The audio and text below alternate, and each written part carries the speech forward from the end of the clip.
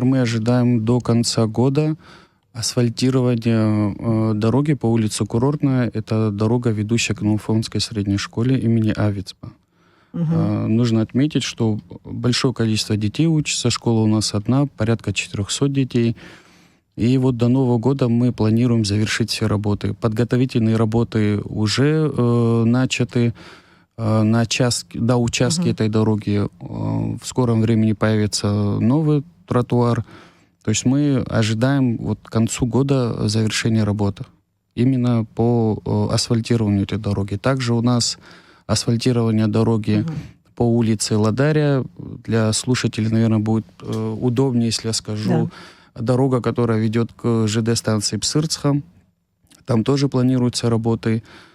Также у нас сейчас идет уже второй этап социально-экономического развития, так называемая инвестпрограмма. Работы начаты. В сроки мы вам сказать не можем, потому что все-таки есть и человеческий фактор, есть и техника может сломаться, поэтому сроки мы вам сказать не можем, но работа эта ведется.